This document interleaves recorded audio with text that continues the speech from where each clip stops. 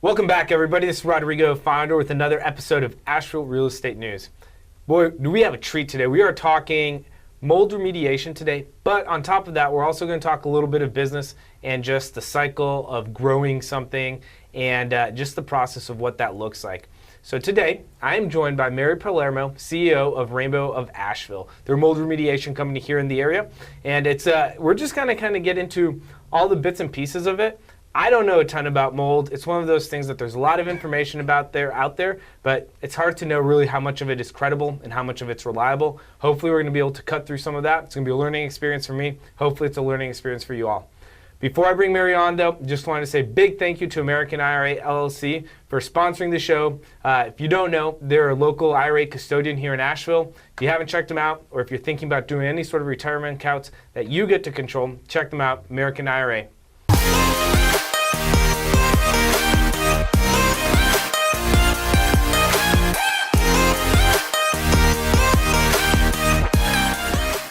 All right, Mary, welcome to the show. Yes, good to see you again. Absolutely. I know it's been, it's been a good year anyway. It's been, been a little while. So, when I reached out to you to set this up, mold remediation, the reason I was kind of thinking about it is we actually reached out to you all on a short sale that we did earlier, last year, I guess 6 months ago. And just that whole process, the questions that we were asked and kind of going through the reports, I was like, man, I know nothing about this topic. I was like, I'm pretty sure most people don't know very much about it.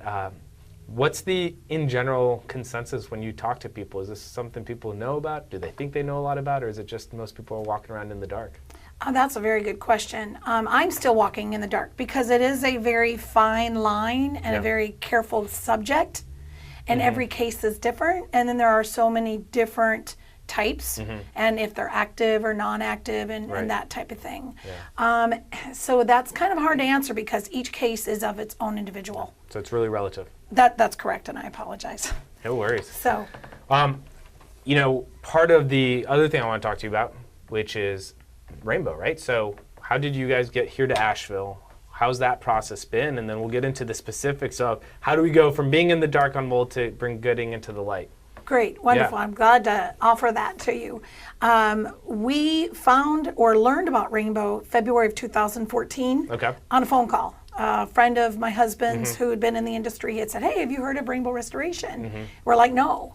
So we looked it up, read the code of values. Yeah. This was February 2014. March, we went to Waco, Texas, literally signed the papers and opened the doors in April. Oh, wow. So you just jumped right in. Everybody's like, are you nuts? It took me 5 years to kind of ponder whether it was that or another business. Right. I just think that the code of values, read them. They're on my website. And that just sold you? Sold, absolutely. And that's what we wanted to represent. My husband was good in the industry, and I'd been watching him working, for other companies. And so knowing the love that he had for the industry and then what Rainbow represents for the industry, just as good alignment. Great marriage, absolutely, yeah. What prompted you guys to start looking at, opening up Rainbow? Was that a random occurrence? Very or random. Or was it like you intentionally looking for something to do? No, random. Strictly the phone call. His buddy calls. You got curious, looked into it, and pulled the trigger? And I'm just being completely transparent, but we had no money. Right. So it was all on lines of credit. Right. And so you can do it. Yeah. You set your mind to it. And I have learned that you do have to be as possible, right? We're all human, right? But you need to be honest, transparent, real, patient, and a good listener. So especially in my industry, all the cries and calls and sadness that we do get sometimes in the industry, it's not fun. But you have to understand that. Yeah, well, because you guys are getting calls, typically, I'm guessing, was when things have gone wrong. There's probably a lot more they're not going to be excited they had mold. Right, it's probably a lot more reactionary versus preventative. Right, but I educate preventative. Well, let's talk about, 2014, you guys opened the doors, March, and now it's 2019. I think you guys are probably one of the most well-known, or at least most visible companies here in the area for restoration services. Well, at least we're well-known. Yeah. Yes. And how's that journey been? What's been the best? What's been the worst? How have the ups and downs been? Oh, that's a loaded question. How much time do we have? 30 seconds for each. Just summarize it. Yeah. Understood. So definitely challenging and hard. A lot of tears and worry and late nights in the very beginning. We did start out of our home because I had the space. So why not? And we just recently got out. It was about a year ago. And I highly recommend that because as soon as we got out of our door and into an actual shop, the phones rang off the wall. So whether or not we were more centrally located, which we are, and instead of out in the boonies, if you will, but it's, you just got to keep going. You just can't stop and let things, because you're going to have highs and lows in anything you do. Right. And just can't stop. No, there's always going to be a reason to knock you back. Yeah, absolutely. And give up. Don't give up. The office thing's interesting. So I was trying to work out of my house for a while. And I noticed that when I made the transition to go into an office and just like eating that overhead, it changed a lot for me because I had the ability to switch on and off and be able to focus on work better versus like being at home better. Because whenever I was at home and I was working on my house, I always felt guilty for not working. It was just a weird dynamic. Well, that wasn't my problem. No? I would never get out of the office.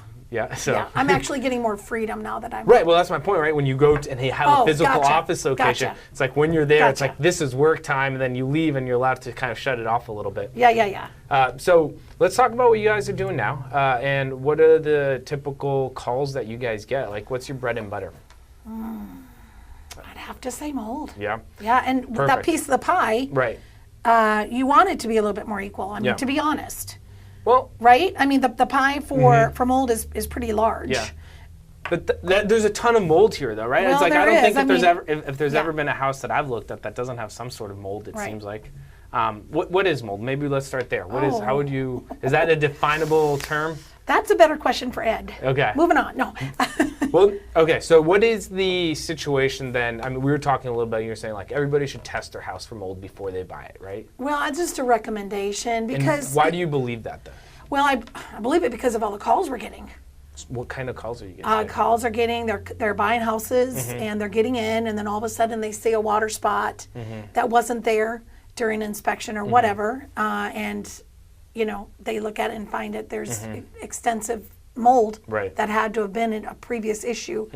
And again, I'm not trying to throw sellers under the bus. I swear to you, I'm not. Yeah. But who wants to spend a lot of money when selling a house?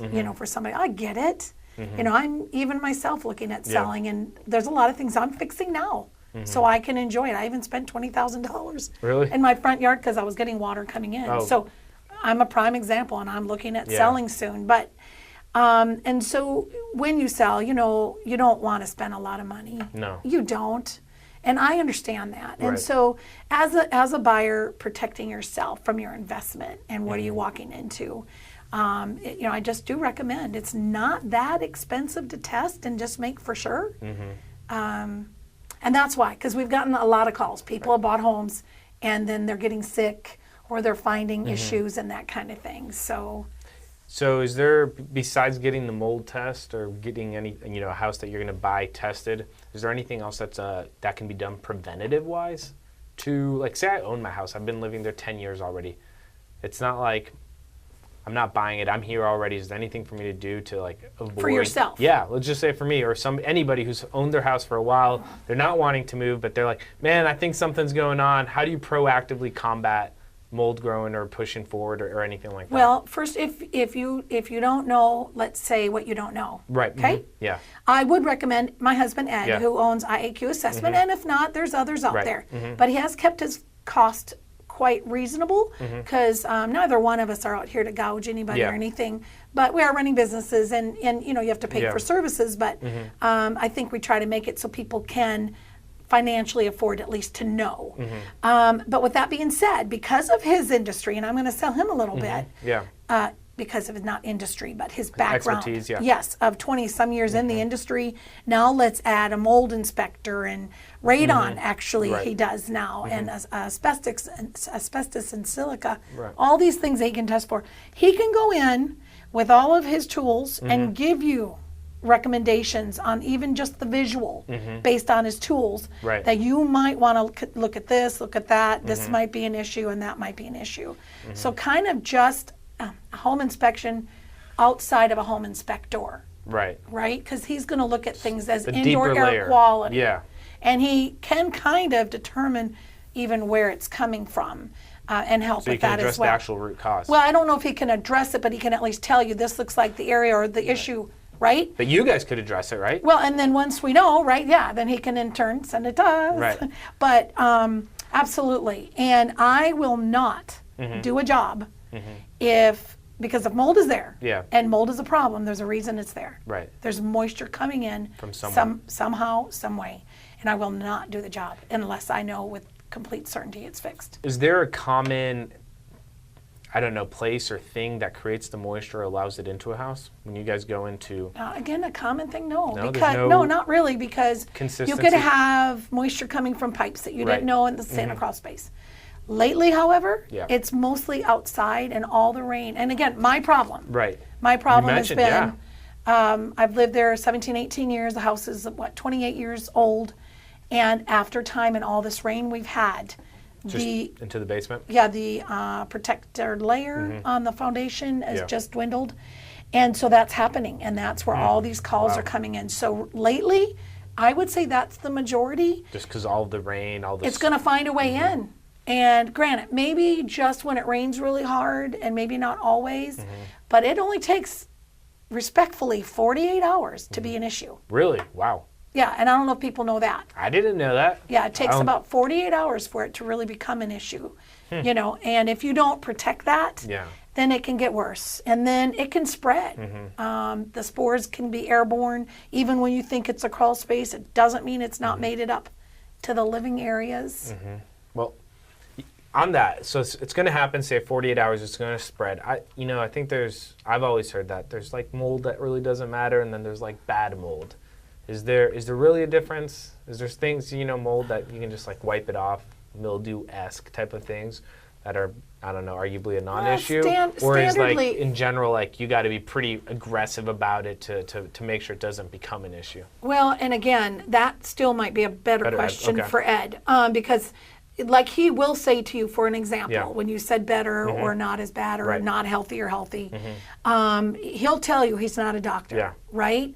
So, and each person anyway. So even It's when gonna affect you differently. exactly, and some people will have the symptoms or issues, and others in the same house may not. Right. Yeah. Cancer, for example, right? We all have cancer cells, and we all end up differently. Either it gets to us or it doesn't. Yeah. So, I might recommend that you get him here. I might have to. Because it might not be a bad idea. I'm very much intrigued. Yeah, So, there's a lot to be learned. Yeah. I do know that it can be obviously unhealthy, and it can, depending the individual, be deadly. Yeah, And absolutely. depending the type. We've had some people call and wanting testing before they even buy. Absolutely, because they actually, this was in another state, but they're Yeah. moving here. And they did buy a house that the wordage, and that would be an Ed thing again, it's some big word.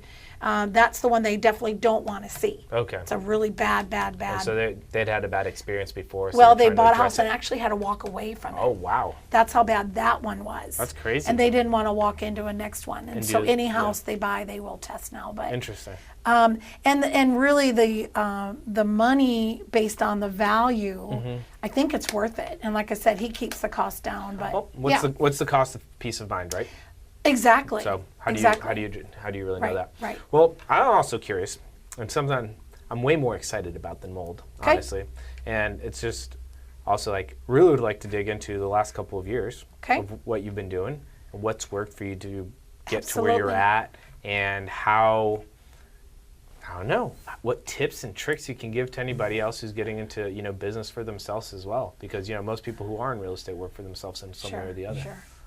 I'd love to that. Yeah. I'd love to offer that Well, to you. Let's just start with that. Like, if you're, Yeah. I know, what's been the thing that you think, from a skill set wise, has been the most important thing over the last couple of years for you to, grow consistently? Just being myself. You Mhm. have to be real. Just going all in on who you are. Yeah, and well, you know what? Actually, this is what I've learned. What? When I started, Yeah. I was sell. I was gagging myself. Right. Shut up.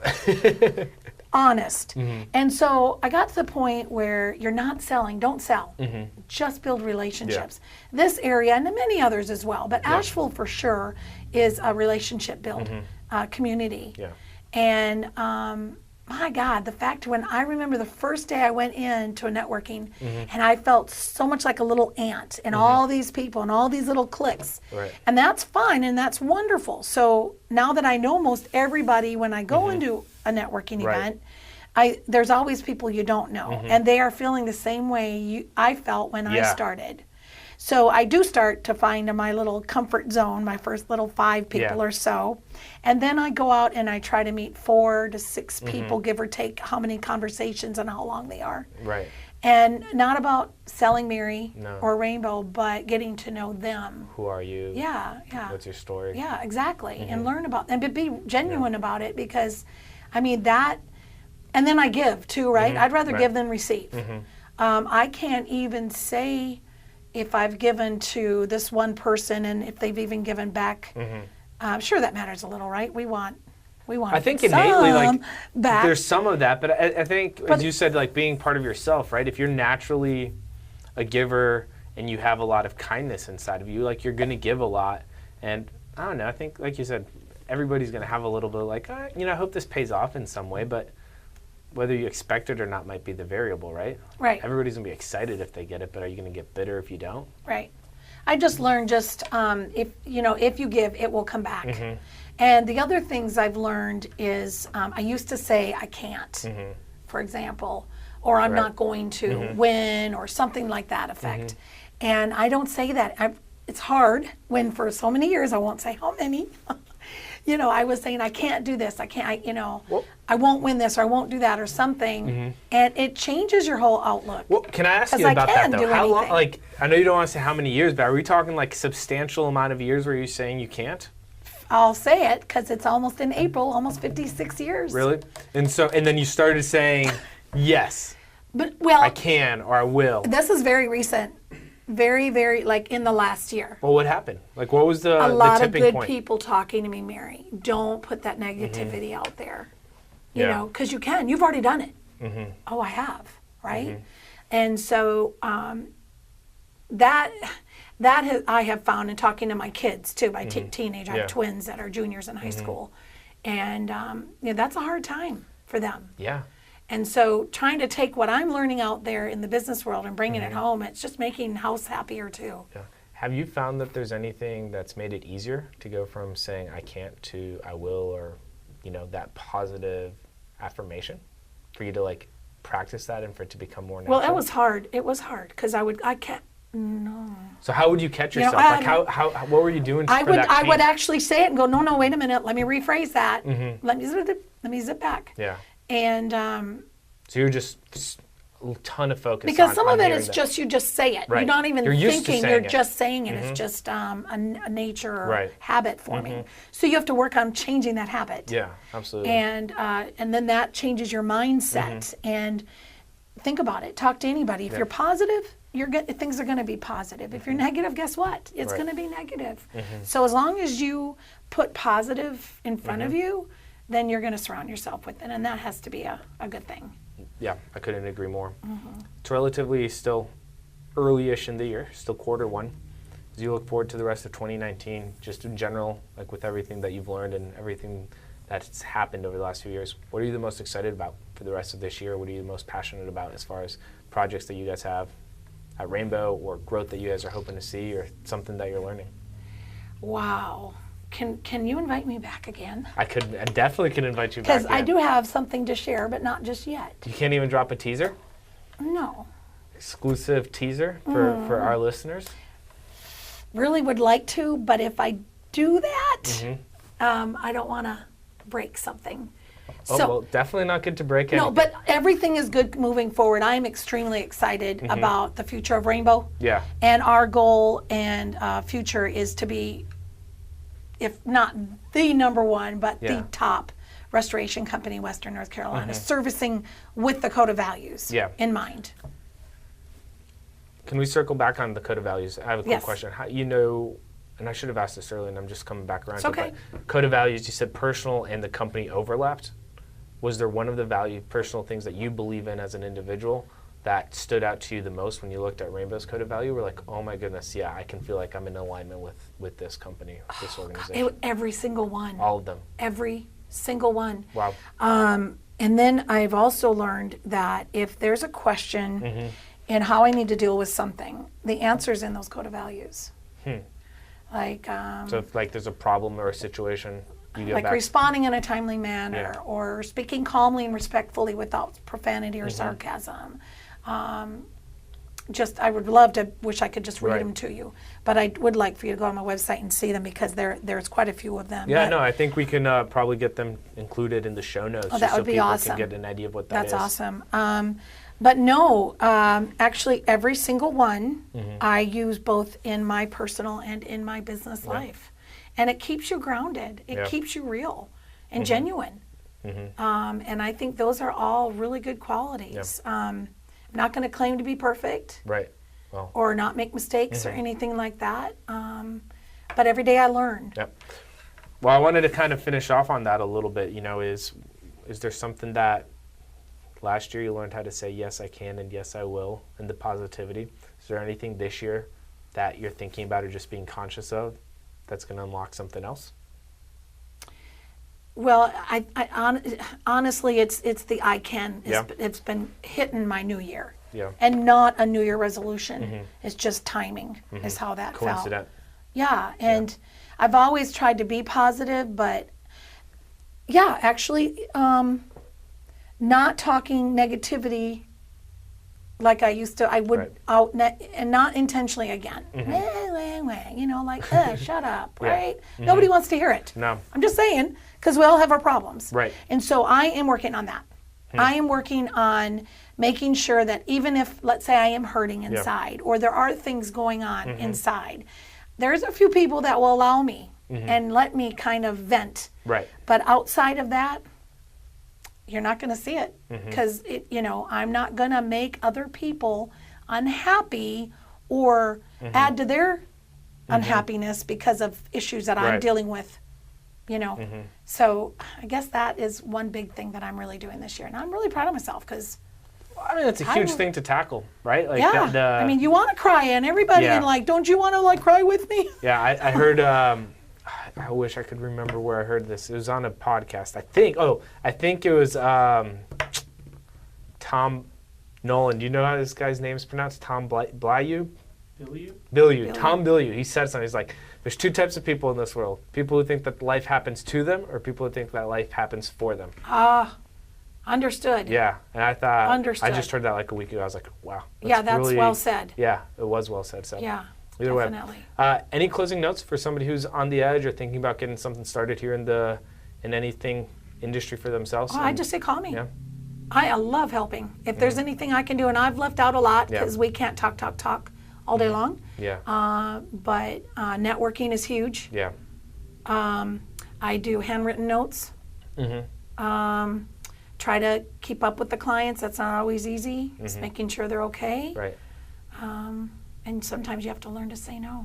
Ooh, that one's tough. That's the toughest one because think I've so. had to let some jobs go because they either wouldn't let me do it right or things like that. And it's not easy. No. Nobody wants to say no, especially when you're running a business. No, that's a tough So one. yeah, but call me because I'm Cool. happy to help. Well, Any way I can. where do we call you? You call me at 828-333-6996. And where are you guys online? So it's Rainbow, Rainbow, INTL, abbreviated for international. So rainbowintl.com /Asheville. /Asheville. Yeah. Awesome. Mary, thank you so much for joining the show. Thank you. Good to see you. And when you can spill the beans, you'll have to let us know. Drum We can come roll. back and we can talk some more for sure. Absolutely. Awesome. All right. Well, there you guys have it. Another episode. If this was helpful, if you have any questions for Mary, if you have any questions for myself, just let us know in the comments. Reach out to Mary with Rainbow International or intl.com /Asheville. And see you all next week. Take care.